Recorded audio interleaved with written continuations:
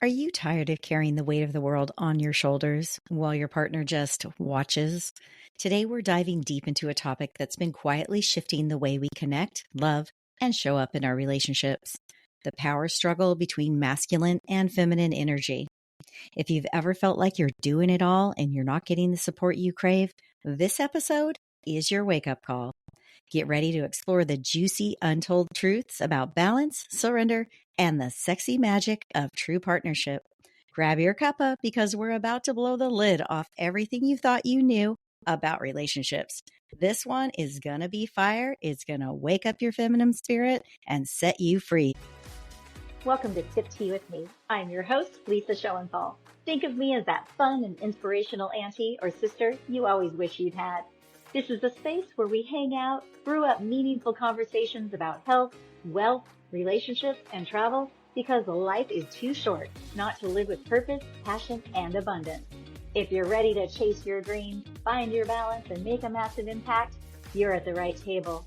I'll be sharing real stories, life hacks, and epic wisdom to keep you mindful, energized, and connected.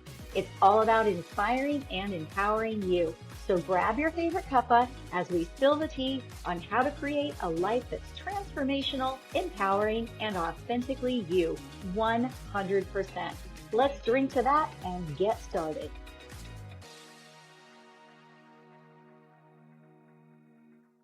Hey, beautiful soul. Ever feel like you're juggling it all? Work, home, relationships, while your partner just seems to be sitting around on the sidelines? I see you. In today's episode, we're going to be unpacking the delicate dance between masculine and feminine energy and how women have ended up taking on more than their fair share.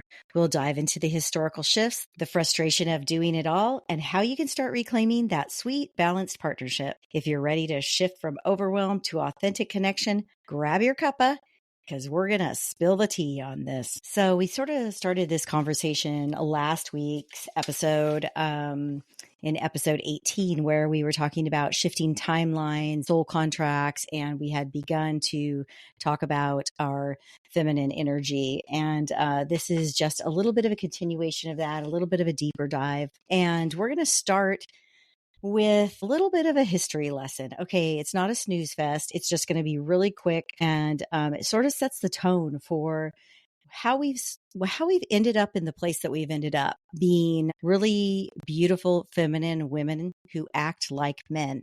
All right, and I'm totally one of these women. I have been through all of this. I have seen the error of my ways, and I've just really seen how it's destroyed partnerships. I actually had a partner once that said straight to me, I'm the man in this relationship and you're the man in this relationship. And how can there be two men in this relationship?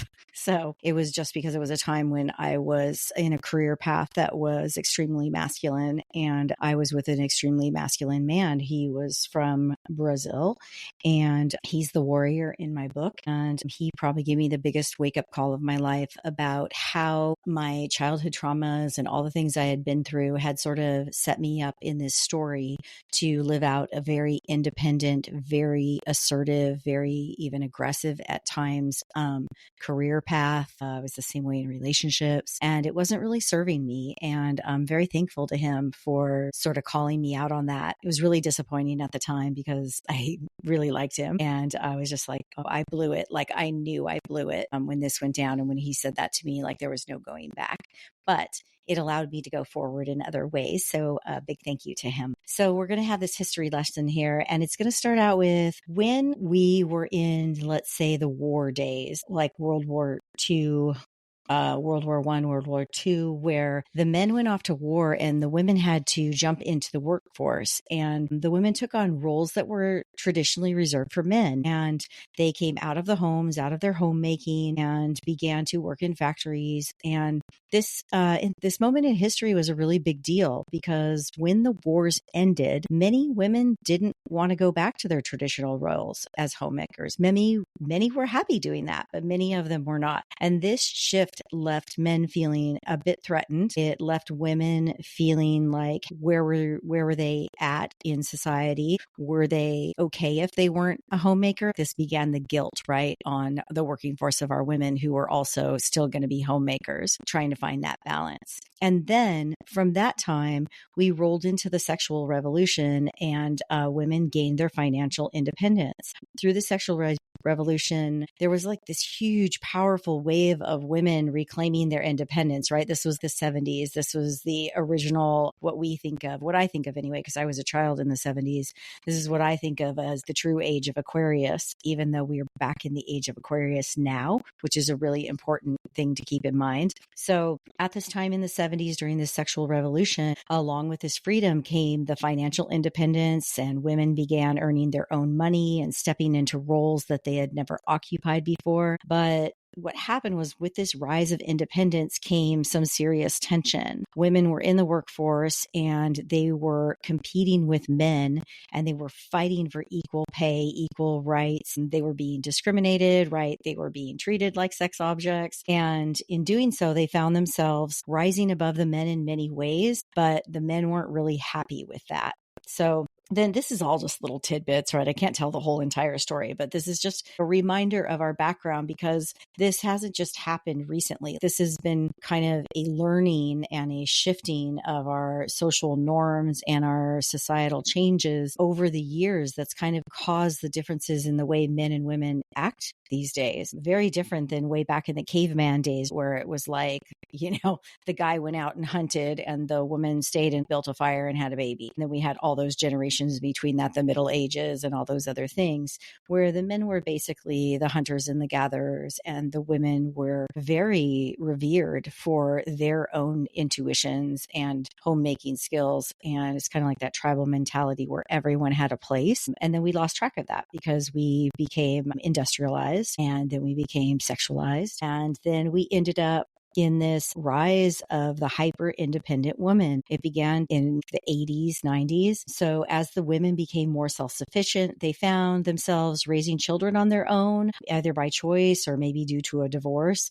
This led to a generation of hyper independent women who believed they did not need men. And they told the men, we don't need you. I don't need you for anything, right? I don't need you to have a baby. I don't need you to pay my bills. I don't need you to show up that way. We were literally telling them, we do not need you to be a man anymore. So the men started to lose their way. And then what happened was this group of women, this era of women, they began to have children, right? And it was really confusing to their children, because the sons, they grew up seeing women as strong and independent and not needing men. So as they began to rise into the dating pool, they just treated women like they didn't need to be taken care of. They didn't need to be courted. They didn't need to be taken out to dinner.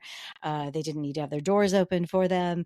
They didn't need that anymore. This is what the children of the hyper independent women thought. And then the daughters also became hyper independent and became really successful, right? So it's really threw off the balance. And I really believe this was a time that caused men to begin to feel super disconnected from women. I think they felt like women were against them, but like women were not only competing with them for jobs, now they were rising above them in their skill sets, in their pay, in their wisdom. And they felt really disconnected from women and their roles as protectors and providers. And that's kind of, I hate to say this, but if you've been in the dating pool, there's a feeling back 10 years ago when I wrote my book and I was doing a lot of relationship coaching. And as I'm revising the book, that's kind of coming back at me again. But I would have a lot of women just saying, and I remember myself while I was dating, where are the real men? Where are the traditional guys who still show up that way, who want to protect and provide and be that other side of the partnership, so that as a woman, I can be soft and I can surrender and I can trust and I can use my intuition and all of my feminine gifts rather than being so masculine. So it was like this feeling that our men had gone soft. I think that was just women didn't understand that they had a responsibility in the men going soft. So then, of course, what happened is, fast forward to today, we're in the age of online dating. Well, we've been in the age of online dating for a while now. So there's a lot of that swiping left, swiping right, and it's replaced real connection. Women, with their being empowered financially and being independent, they started dating younger men. They sort of flipped the switch. They were, hey, like older guys have been dating younger women for ages,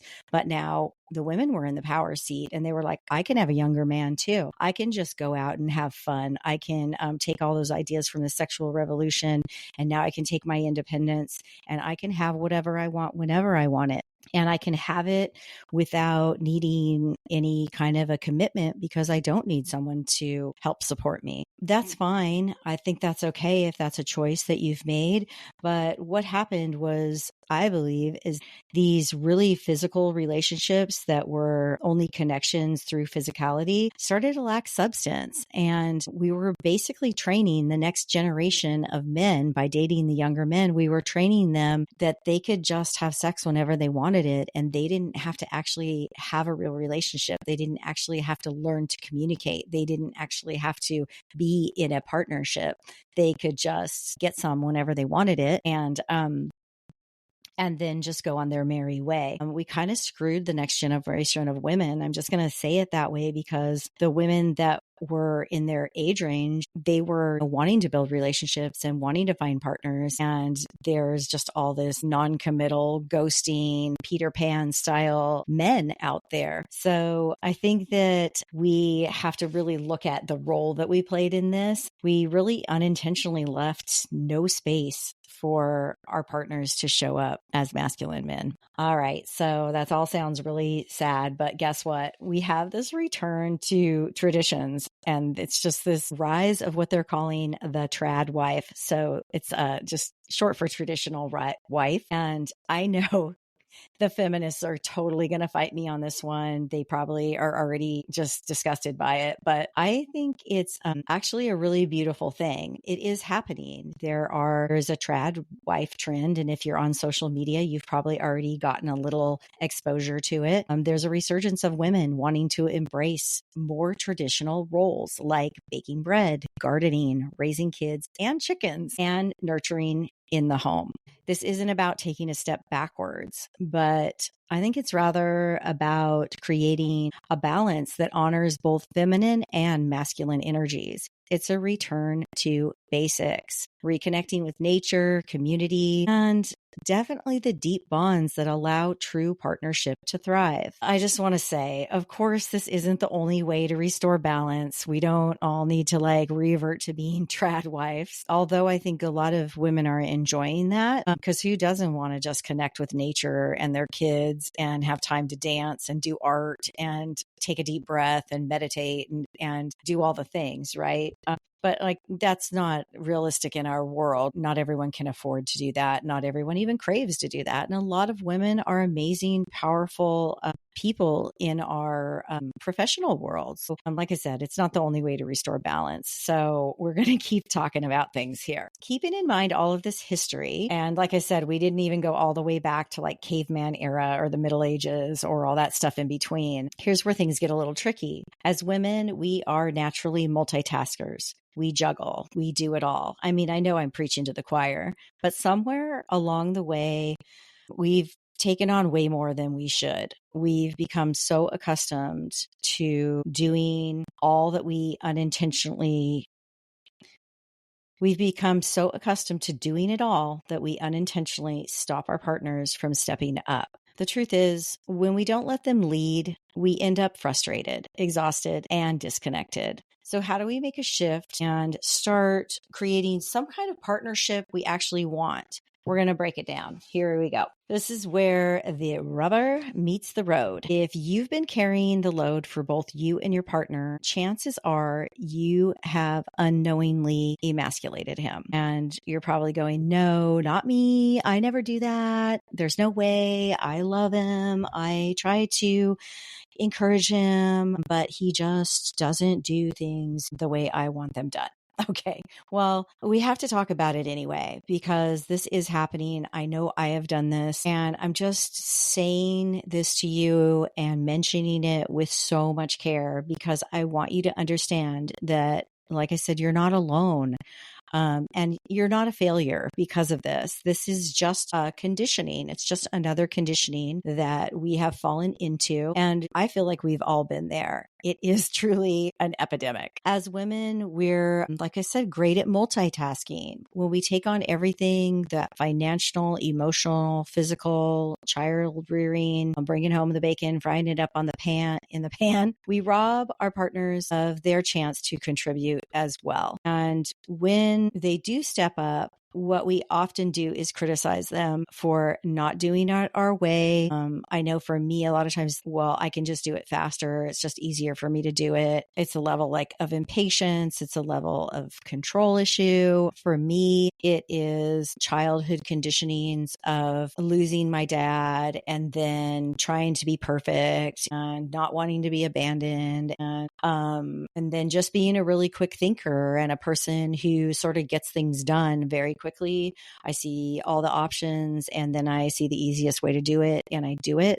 And I don't always give the people around me space to do things the way they need to do them. Can you relate to that? So what happens is when they do try to do something, we often criticize them, like I said, for not doing it the way we want them to. And when that happens, they totally pull back and they completely step away from responsibility. They just give up and don't do anything anymore. And then suddenly we're left doing it all alone for real. Like before, we just had the perception that we were just doing it all alone. But honestly, once your partner checks out because they feel like they can never do anything right, I'm sure your partner said to you, I feel like I can't do it right anyway, so I just don't do it. Maybe your kids even say that to you. Maybe you have a business associate that says that to you. We can look at this in all areas. I mean, today we're just talking about partnership, but it can happen in all different areas. So here's the thing. The frustration often leads to the blame game. We blow up, we say things we don't mean, we point the finger because we don't know what's causing the disconnect and how to fix it. We fixate on some dumb little thing like loading or unloading the dishwasher, and we think that's what it's all about. But really what it's about is you're not feeling seen, you're not feeling heard, you're not feeling safe, you're not feeling secure, you're not feeling this person gets you. So I totally think we feel valid in our anger and our overwhelm, and they feel like they're right because they can never satisfy you. So what I mean by that is, we are in our anger and our overwhelm and we're thinking, well, yeah, of course I'm angry and overwhelmed. This person never helps me. They never step up. And then on the other side, they're thinking, yeah, well, you're crazy because why would I help you? You just totally disregard everything I do and basically tell me I'm lame. So why would I help you? But in the end, what happens is we feel guilty because then we've had this bin blow up. We've said all these things out of frustration and we feel horrible because this is the person we love the most. This is the person we care about. And then we've gone into this spiral. We're both left feeling heavy and we have no idea of how to make it right. And it's not only blaming the other person, there is a lot of heaviness after we have these kind of outbursts. The person that has the outburst usually feels really disappointed in themselves. They feel really sad that that was the way they communicated. They don't all the way understand why it came across so emotional and so forceful. And a lot of that is just our feminine energy crying out, saying, God, I just really need someone to lean on right now. So guess what? I have some action items around this. The first one is give your partner a place to step back from taking control and allow him to show up. Trust that he is capable. That is so hard sometimes. Trust that he is capable. Okay, another action item, reframe your expectations. Instead of focusing on perfection, celebrate the small efforts that your partner makes. Now, I know A lot of us women are like, oh my God, he's not a baby. Why do I have to give him a pat on the back for like every little thing he does? I don't know. I'm just going to say this is sort of the way men are wired, and it's not the way women are wired. We do things all day long with zero expectation of being recognized, but men don't operate that way. So just reframe your expectations. Instead of focusing on the perfection or the way you would do it, just celebrate the little things that he's doing and that he did them. I mean, a little accolade goes a long way, and it's fine. What's it hurting you? It's not. So it's actually helping you because it's going to make things easier and feel better, and then you're going to feel better. So another action item is break the cycle of blaming. Okay, we talked about that. When the frustration arises, just go ahead and take a moment to reflect before reacting. So I maybe talked about this before. It's one of my favorite concepts that I've really worked hard on is the space in between from that time that is something coming at you. So there's either someone commenting something, or they're throwing something at you, or there's some kind of a situation that's happening. We have this moment in the in between before we react. So that's the beat where we can take a deep breath. We can even look at ourselves and be like, do I even know what's going on with myself right now before I react? Is this about me and my lack of safety and security and trust? Or is this about him just doing things in a way that I don't approve of? So breaking that cycle of blaming, taking that moment, that beat in between, and asking yourself, what do I need right now? And how can I express myself clearly with calmer emotion, or maybe even omitting the emotion. Sometimes I have to walk away from a situation and come back around to it after I can gather myself. And you want to do all of that before the immediate finger pointing. I'm telling you, you'll feel a whole lot better if you do it. The next one is just go ahead and apologize from the heart. I mean, Jesus,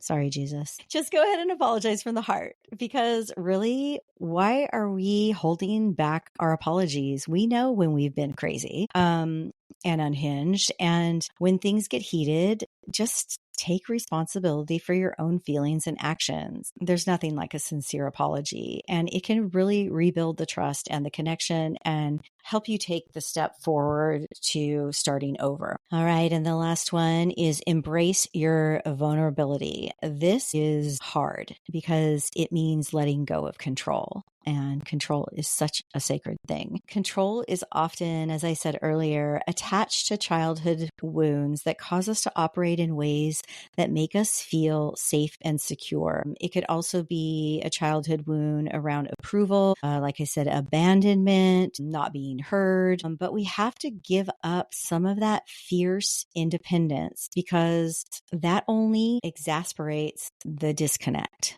This is counterintuitive, but true. Like, we think hanging on to control is going to keep us in control, but really surrendering and letting go of the control is where we find our peace and we find our strength again, our center. The only way we can do this is to open up about our true feelings with our partners. Share your frustration with love and understanding, not blame. Being vulnerable allows both of you to step into the conversation authentically. All right.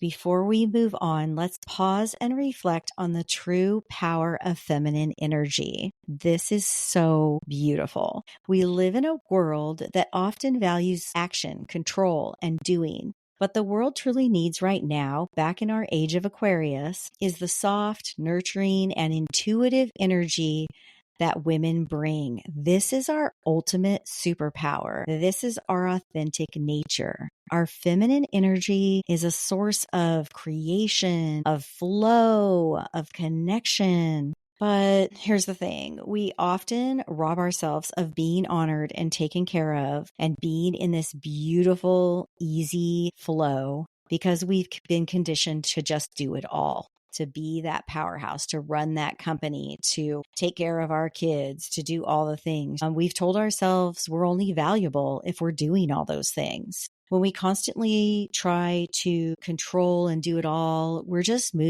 we're just completely missing out on the beauty of surrender. And surrender, I don't know why, but some people think this means weakness, and this does not mean weakness.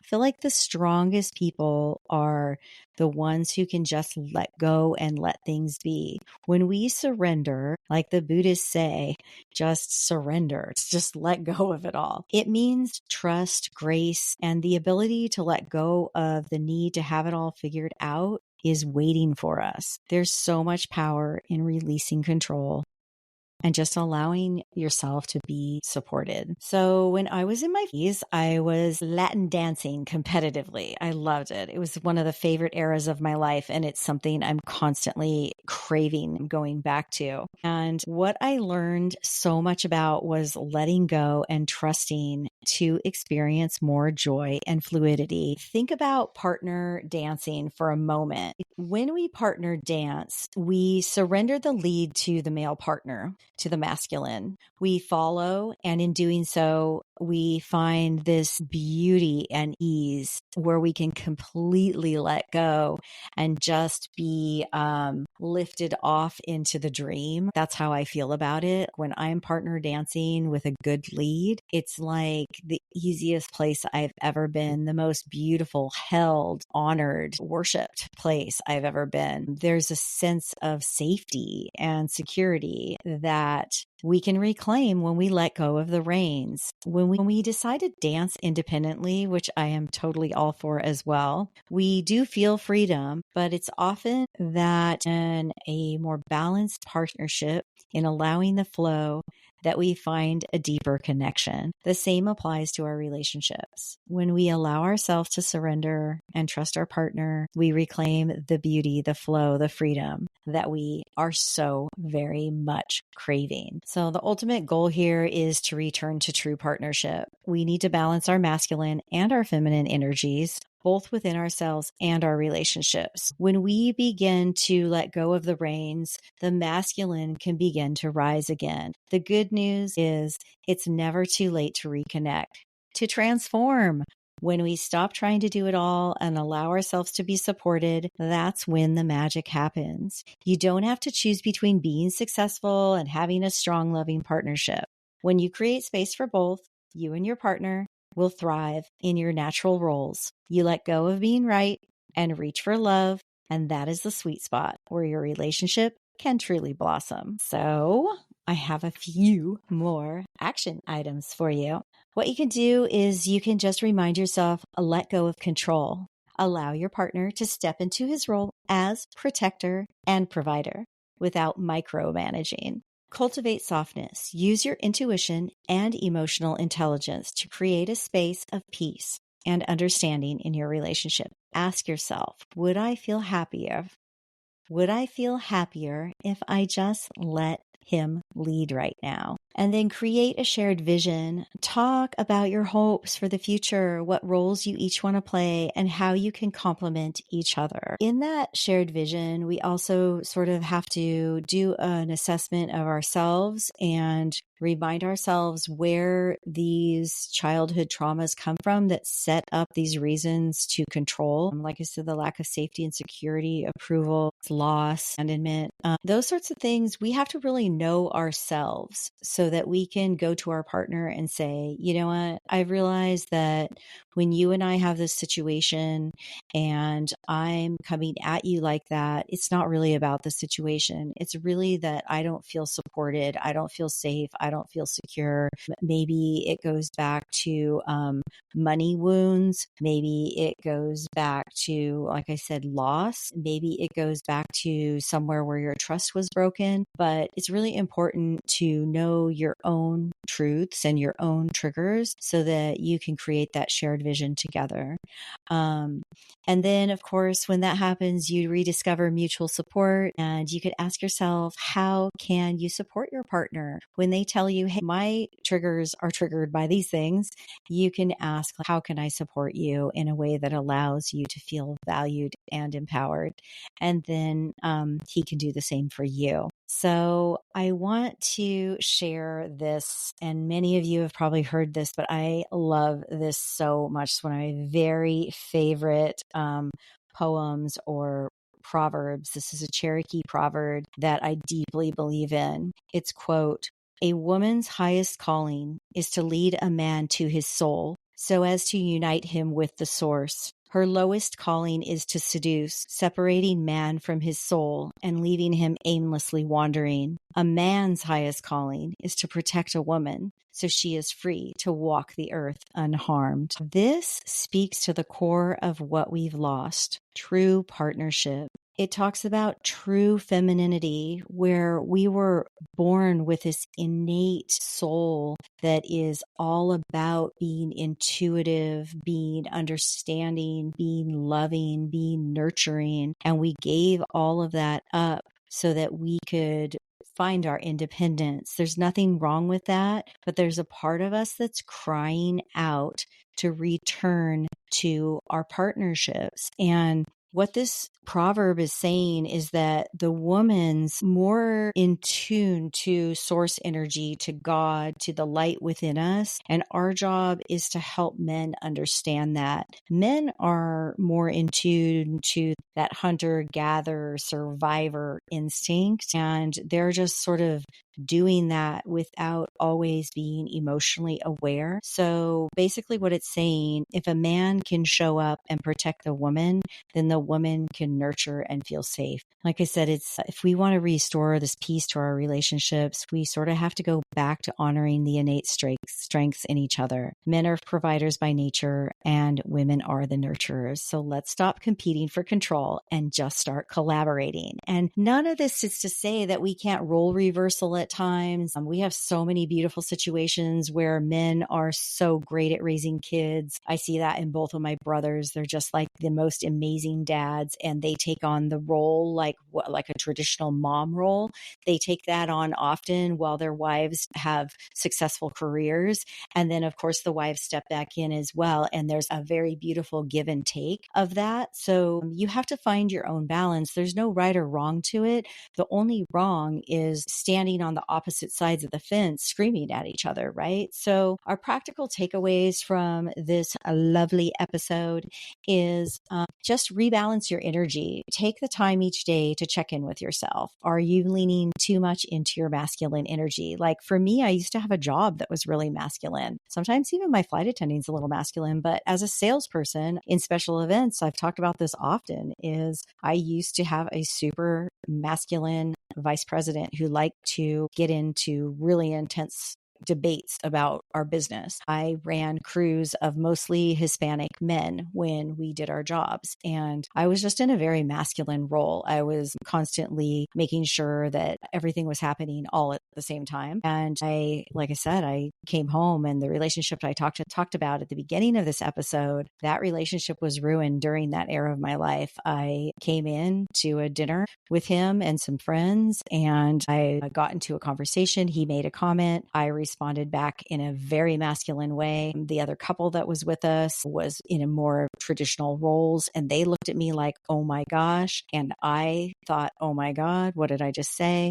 And later on we had a discussion, and that's when he said, you're just acting like a man. I know that's not who you are, but we can't do this way. Anyways, I'm sure you can relate to something like that if you look back in your life. So this rebalancing your energy is just looking and saying, am I too much in my masculine energy? We have masculine and feminine energy. Everyone carries it. We have, our left and our right side of our brains. One is more masculine, one is more feminine, but we consistently need to move back to balance. Another question you can ask is, what does your feminine side need from you right now? Where do you need to be to feel more feminine? Like for me, I just dance, but sometimes it also means practicing receiving rather than giving, or rather than taking care of. It's just like allowing some receiving. We also have healing the disconnect. It's not about changing who you are. It's just honoring your strengths while creating space